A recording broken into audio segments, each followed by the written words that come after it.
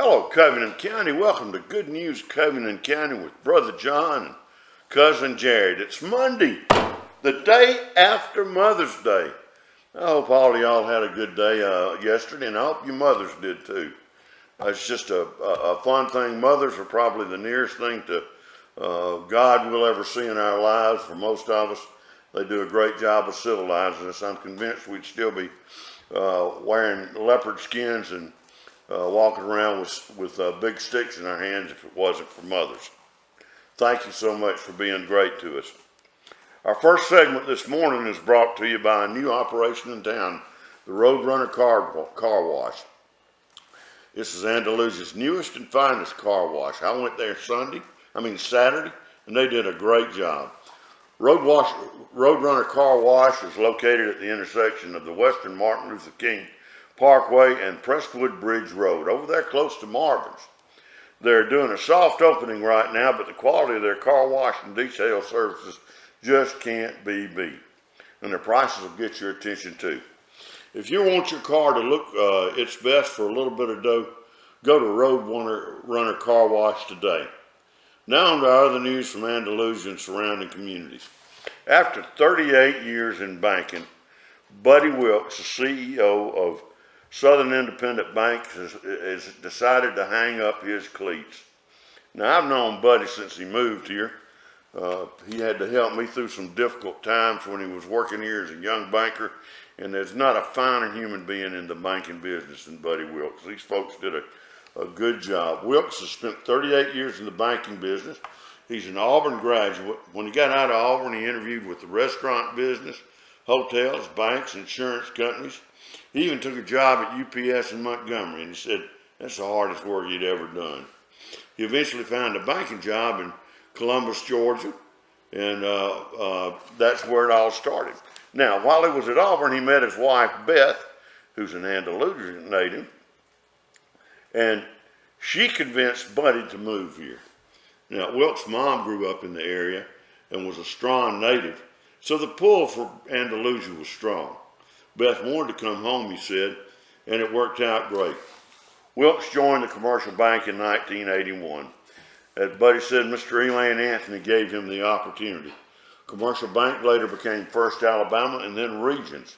Later, Wilkes began working to establish Southern Independent Bank and has been its CEO and president since its opening day on Monday, December 4th, 2006. He says he plans to do what other retirees do, as little as possible.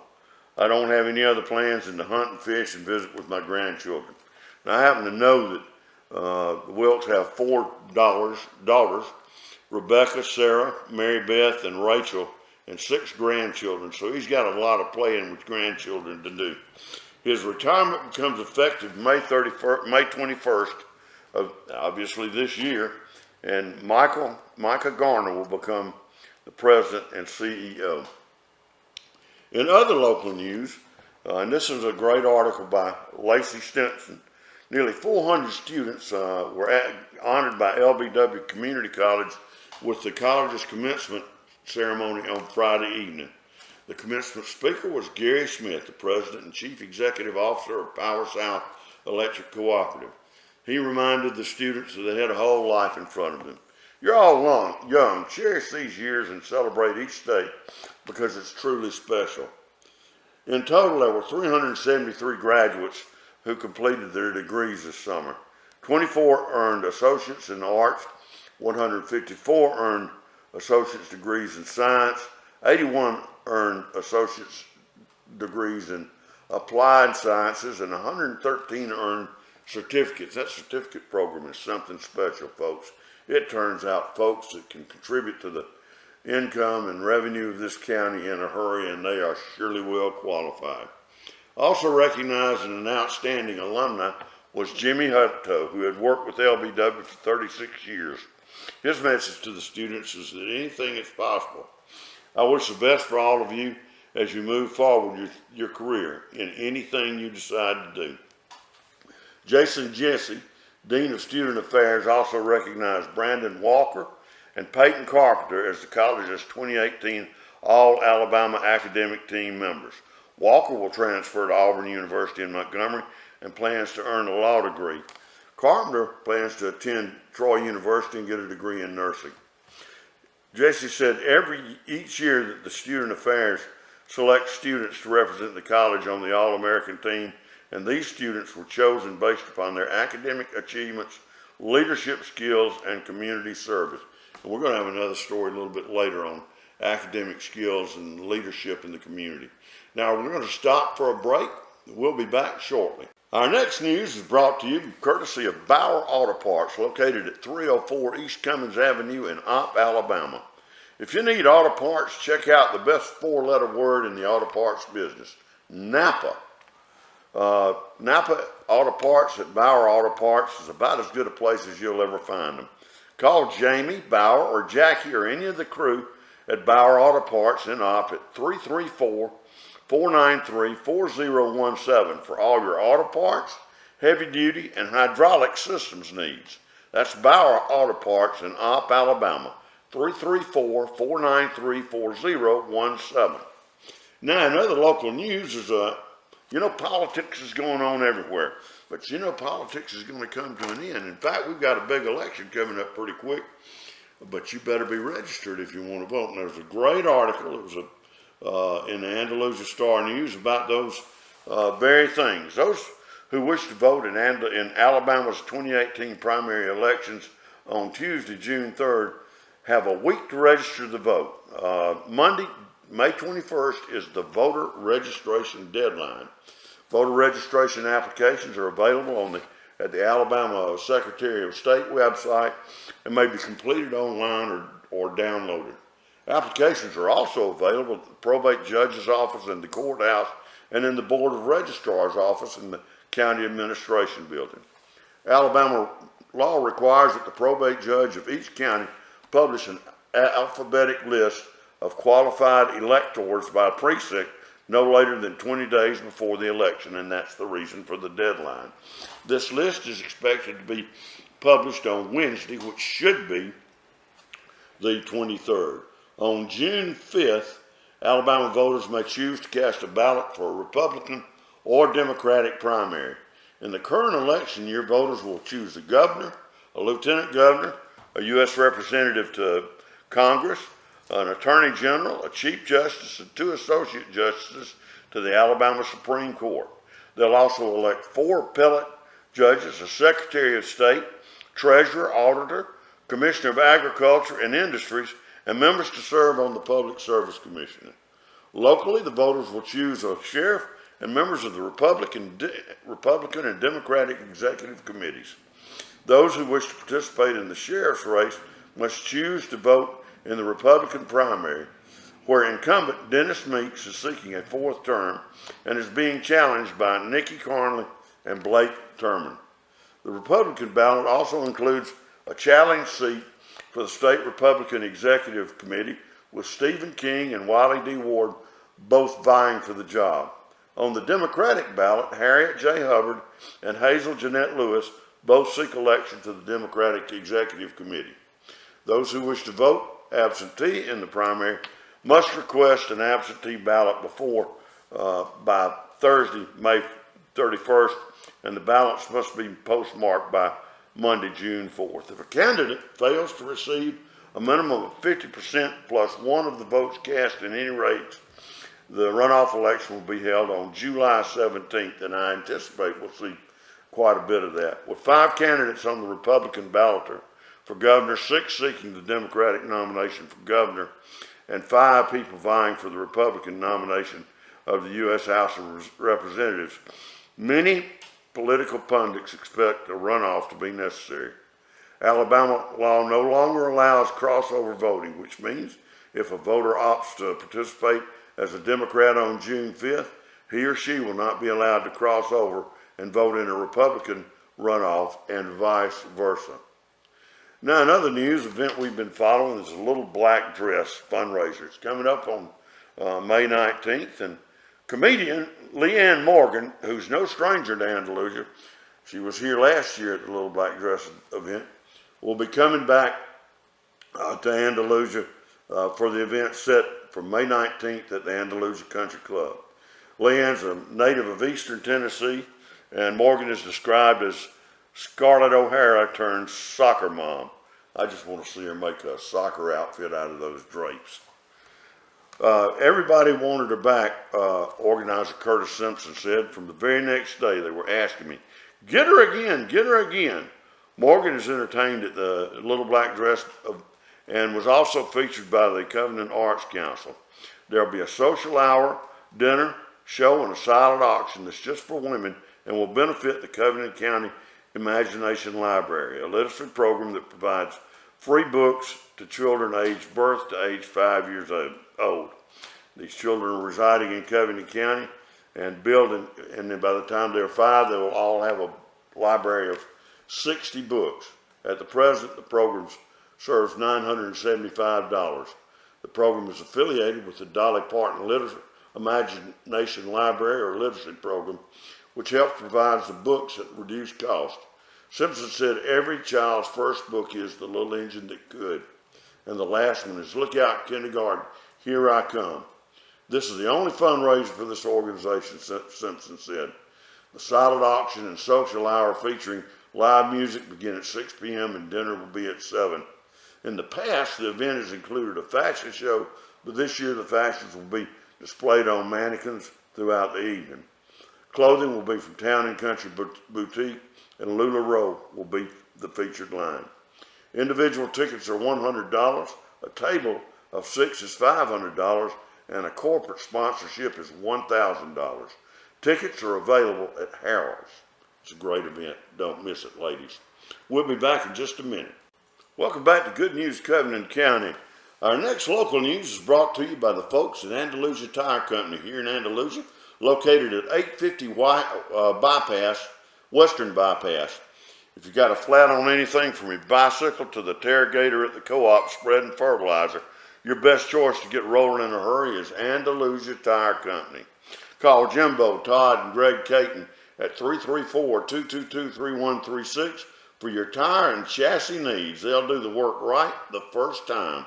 That's Andalusia Tire Company on the Western Bypass at 334-222-3136. If Jimbo, Todd, and Greg can't get you fixed up, you're probably too broke to work on anyway. In other news, teacher appreciation is a thing they've covered all week long. They've had a series of articles every day during the week in the Andalusia Star News. Michelle Gerlach's done a great job of doing it. And this week, or today's article is about Denise Pierce, who's a math teacher at Opp High School. Now, we happen to know Denise Pierce. Her husband is a good friend of mine. Her son's a good friend of mine. They're both archers. And her husband, David, works with the county and law enforcement. But he's also a pretty good bass player and is the guy that provides the low-end backup for our good friends at 10 Mile Branch. David's a good friend, and Denise is just a wonderful, wonderful person. She says she loves getting emails from her students, even the ones in college. She says she continually hears that college classes are a piece of cake. Good teachers in high school make it that way. The best part of my job is being able to teach and make a difference, Pierce said. Getting that email from one of your former students saying that you made an impact on my life, that's what it's all about. Both my parents were teachers and they tried to run me out of the position. But just like a teacher gets his calling, teaching finally got its hold on me. I knew that teaching was my calling, Pierce said. If I had to do it again, I would do the same thing. I don't regret it at all. I've never seen a teacher like her, says Bailey Boyd, one of her students. She's the best math teacher I've ever had. Boyd is a senior and has had Pierce for every course of math she's had every year. It's getting harder for students now to find extra time to come in and get help, Pierce says. I do everything that I can. I make videos for the class. I make videos for my students so they can watch it over the weekend. But if they can't make the time, then it gets harder for them. Pierce teaches AP Honors Math and dual enrollment courses. I think it's important that these students have the opportunity to take these classes. They have to be competitive later on in life, and these classes will ensure that. I always tell my students to bring their best on everything that they can do. Ops Superintendent of the schools, Michael Smithhart, says he's had the privilege of working with Pierce, and I respect the work that she does as a teacher. He says she's very dedicated to what she does. She challenges the students and a great deal and supports the students as well. She gets the students where they need to be in life. You know, with all the STEM, science, technology, engineering, and math programs, she's just a perfect adjunct to it. Pierce's goal is to teach for 34 years. She's got 33 in the bag before retiring. I have 1 year before that goes.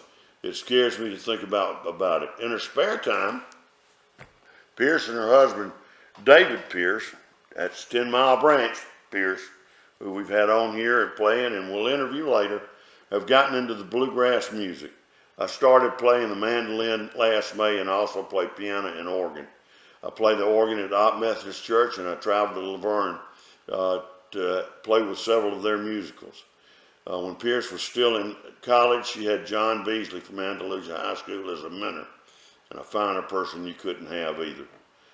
And it just made a big difference. Anyway, she says that he was the best mentor she ever had, and I believe that. John Beasley was just a fine, fine person. And this lady here, Miss Pierce, she's a fine person too. Now folks, after that story, we're going to take a break and we'll be back shortly. Welcome back to Good News Covington County on Monday, the 14th day of May, almost hump day. A couple more days, those of us on Social Security will be getting our check, and we'll be rich for approximately 24 hours, and then the poverty sets back in again. Our next news is brought to you courtesy of the people at Darby's Medical Center Pharmacy. They're located across the street from the Andalusia Health Campus and Darby's original Village Pharmacy location at 301A East 39th Street. No matter which side of town you live on, Darby's has a pharmacy near you with professional local pharmacists and prices competitive with any of the big chains. Darby's is your best choice for pharmacy needs. Call Laura and the other pharmacists at 582-3784 if you need help at the South Three Notch location, or David and his highly qualified group of professionals at 222-8825 at the East Three Notch Street location. Now here's a great article about another achiever at LBW. LBW Community College, Tessa Worley is a testimony in what action and involvement is. She talks about her growth as a student there and how it ended up with a full scholarship to the University of Alabama. When I first graduated from high school in Andalusia, she said, I was really shy and I didn't have confidence. I needed to go to a four-year didn't have the confidence I needed to go to a four-year university. LBW taught me so much about how you need other people in your life. Once Worley enrolled at LBW Community College, she joined several different clubs to work on her confidence. She was involved in the SGA, the PTK, and those clubs helped her to meet new people, socialize, and come out of her shell. Worley said that she learned at LBW that involvement is an important asset, and I happen to agree with that. Her favorite memories at LBW involve club activities and spending time with people. If you're not making an impact where you are, then what's the point? Worley said that she thought about where she wanted to go next to finish her elementary education degree. She said, I applied to several different colleges and never really expected to get a scholarship. I applied to the University of Alabama, Troy University, Mississippi State, and Auburn, and most all of them offered her scholarships. Must have been a pretty smart young lady. Worley said that she initially thought of going to Troy University, but after finding out she received a full tuition community college honor scholarship, she chose to go to the University of Alabama. In total, I received a $21,000 scholarship from the University of Alabama, and that ain't chicken feed, folks. Besides a passion for children, Worley loves her family, writing, and singing. Worley's advice for incoming LBWCC freshmen is to get involved and stay involved. Don't let your confidence hold you back. The worst thing you can do is not be involved. Now, we got a special story here about some special people, and I happen to know that many of the people involved here. It's about Kelly Hart and her husband and their family. She gets a special Mother's Day this year. Kelly and her husband did, because they adopted 2 young men that I happen to know and think the world of. 3 years ago, and I remember when this happened, Kelly and her husband decided to take the steps to become foster parents. I wanted to do it for a long time, Hart said. Her biological kids had gone off to college, so it really set in that I could become a foster parent. I really felt like the Lord called me to do this, Hart said. My husband was against it at first because he said that it would that I would get too attached, and then he would get attached, and the kids would have to go back to their family. But after the 3rd or 4th class, he was all for it. Now, they have to take classes if they're going to foster these kids. Going through the foster system is not an easy process. We had to go through several classes, and each time they reiterated that the main goal of the foster care system was to reunite the children with their original families. I believe that the classes were very necessary because it solidified everything for me. The classes are required so that the foster parent can have a better understanding of what their new child has been through and how to best integrate them into the family. Hart said if anyone is even thinking about becoming fostering a child, that the classes are what could be the reason that they decide to do it. They've been very realistic, Hart says. You have to be very flexible. One of the main reasons why most people don't want to be foster parents is because they don't want to get too attached to the child. I honestly don't think that is a good enough reason not to do it, she said. Hart said the biggest challenge in the beginning of the process was trying to make the children feel comfortable and welcome. In the classes, they go through situations where they pick up the children from their home, and most of the time their current living situation is not good. So for them having to get used to doing the simple things that we think of as normal is hard for them. You have to have patience, and that's for sure. And it's a frustrating process for the kids as well. Hart and her family eventually decided to adopt the 2 boys that they fostered. I watched Kelly and her husband make a difference in these 2 young men's lives. They are just such great kids. And I'm so happy that they've got a new family of their own. She goes on to say further, even if you don't want to be a foster parent, helping someone is just as good. If you see that they're exhausted, just bring them some dinner or help them with something. It will go a long way. Right now, the Hart family plans on expanding one more. They're adopting a little girl that they have been fostering. And that's our news for this segment. We'll be back shortly. Welcome back to Good News Covington County. More news in a minute, brought to you by Andalusia's newest supermarket, an independently owned Piggly Wiggly.